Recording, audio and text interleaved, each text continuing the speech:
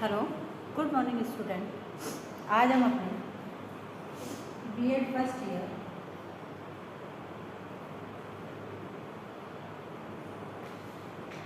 Pedagogy of social science में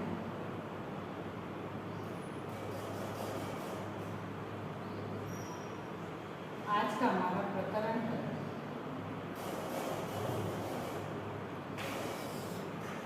case study जीवन इतिहास में अध्ययन। केस स्टडी या जीवन इतिहास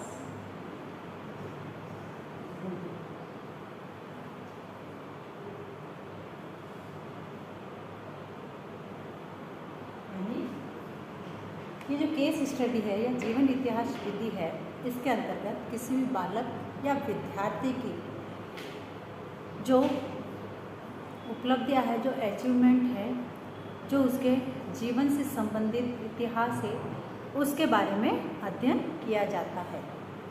यानी इसमें जो है बालक की संपूर्ण या व्यक्ति का संपूर्ण बायोडेटा होता है।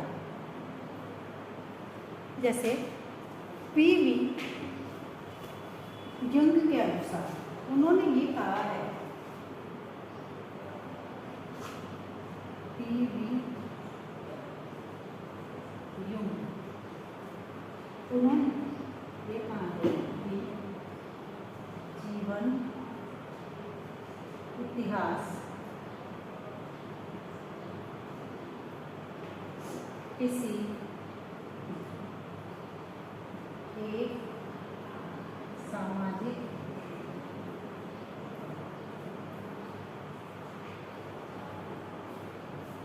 इकाई का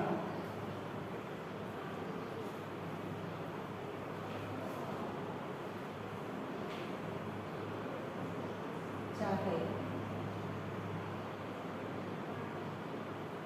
वह एक व्यक्ति या एक परिवार,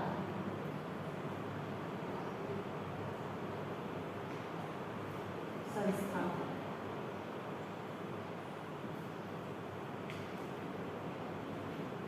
सांस्कृतिक समूह,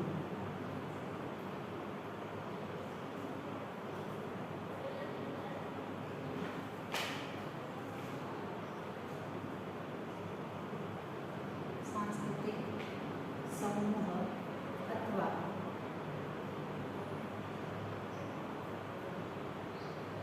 समूह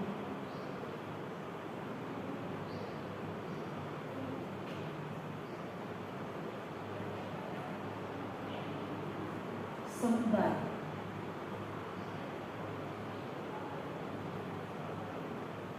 क्यों न हो निरीक्षण करने की विधि।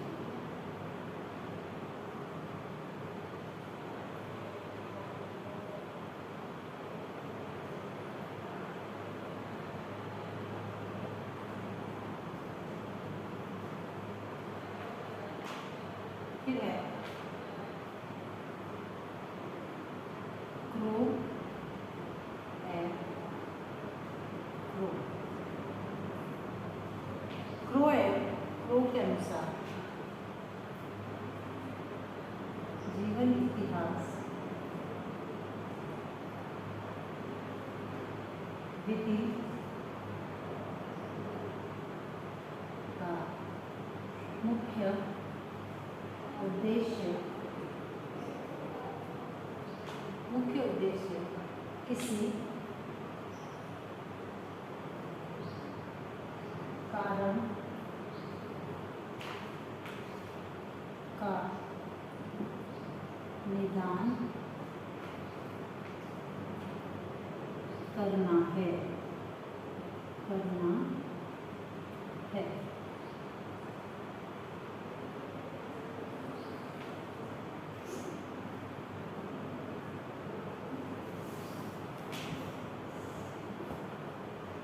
यानी पीवी युंग ने कहा है कि जीवन इतिहास किसी एक सामाजिक इकाई का, चाहे वह एक व्यक्ति या एक परिवार, संस्था, सांस्कृतिक समूह अथवा संपूर्ण समुदाय क्यों न हो, निरीक्षण करने की एक विधि है। क्रो एवं क्रो के अनुसार उन्होंने ये कहा है कि जीवन इतिहास विधि का मुख्य उद्देश्य किसी कारण का निदान करना है। इस विधि द्वारा मानव व्यवहार का अध्ययन किया जाता है कि मानव का व्यवहार कैसा है। इस पद्धति को किसी व्यक्ति विशेष की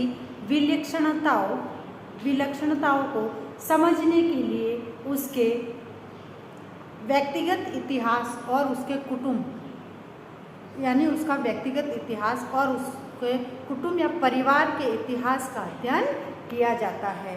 जिस व्यक्ति का अध्ययन किया जाता है, अब वह महान प्रतिभाशाली भी हो सकता है, घोर अपराधी भी हो सकता है अथवा विक्षिप्त भी हो सकता है। व्यक्ति का पूर्व इतिहास स्वयं उसके द्वारा अथवा उसके मित्र है, उसके भाई बहन है, इनके द्वारा प्राप्त किया जाता है और उसी के आधार पर कुछ निष्कर्ष निकाले जाते हैं। तो यानी ये जो केस स्टडी की जाती है या जीवन इतिहास विधि की जाती है, यह किसी भी व्यक्ति या बालक से संबंधित हो सकती है। अब वह प्रतिभाशाली भी हो सकता है, अपराधी भी हो सकता है और अपने विक्षिप्त भी हो सकता है, यानी उसके बारे में संपूर्ण जानकारी प्राप्त करना। अब जीवन अध्ययन विधि के जो पद है, कुछ पद बताए गए हैं और सामाजिक अध्ययन में ये जो केस स्टडी है, जीवन इतिहास विधि है, इसका बहुत अधिक महत्व है।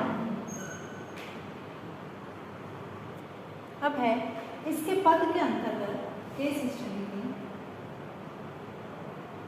सबसे पहले केस स्टडी के पद में आएगा बालक का परिचय। जब हम केस स्टडी करते हैं तब बालक का परिचय, यानी इसके बालक का नाम, पिता का नाम, आयु, उसका लिंग, उसका धर्म, उसकी जाति, उसका जन्म स्थान, उसके बारे में जानकारी प्राप्त की जाती है जब हम केस स्टडी करते हैं। फिर है समस्या कथन।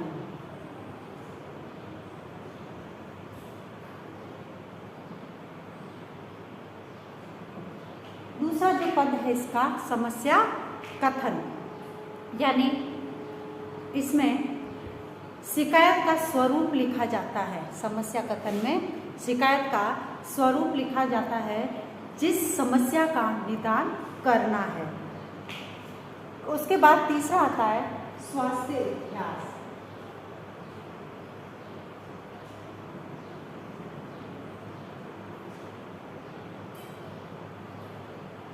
इसमें बालक के स्वास्थ्य संबंधी जानकारी प्राप्त की जाती है कि बालक का स्वास्थ्य कैसा है। फिर है पारिवारिक इतिहास।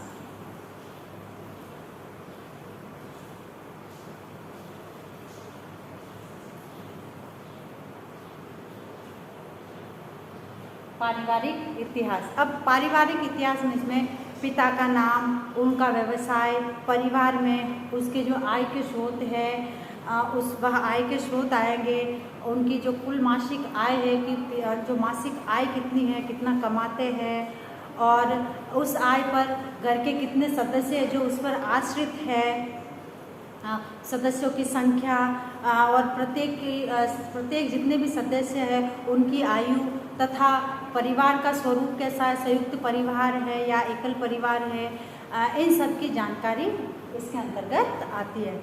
फिर है शैक्षिक इतिहास।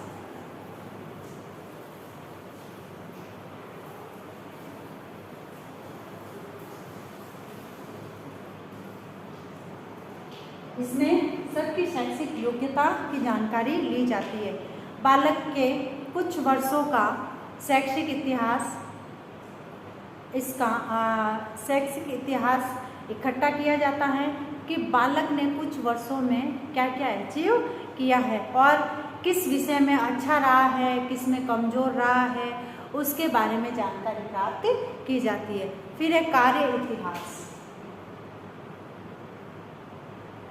ये जब बालक की केस स्टडी करते हैं, स्टेप बाय स्टेप करते हैं कार्य इतिहास। अब इसमें व्यक्ति के कार्य का इतिहास के बारे में जानकारी प्राप्त की जाती है कि बालक जो है कौन कौन से कार्य कर सकता है। फिर है व्यक्ति का दूसरे से संबंध। व्यक्ति का दूसरे से संबंध।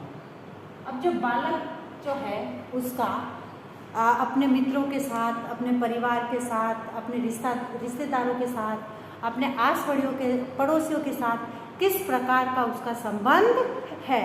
फिर है मनोलैंगिक इतिहास। मनोलैंगिक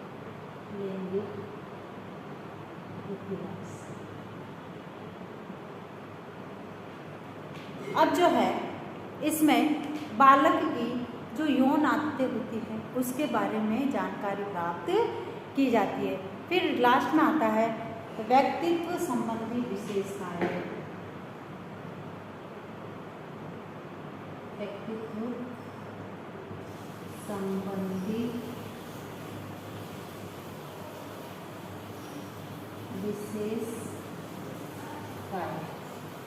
अब जो लास्ट जो इसका स्टेप है वह है बालक का व्यक्तित्व संबंधी विशेषताएं, कि बालक में पर्सनालिटी से संबंधित कौन कौन सी उसमें विशेषताएं, वह मिलनसार है या नहीं है, उसमें नैतिक गुणों का विकास हुआ है या नहीं हुआ है, इस प्रकार से।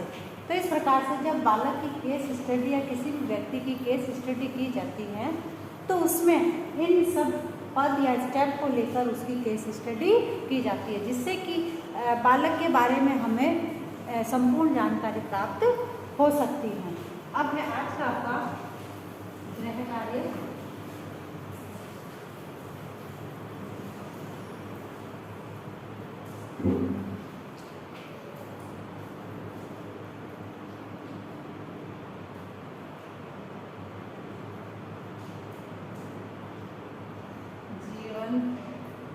इतिहास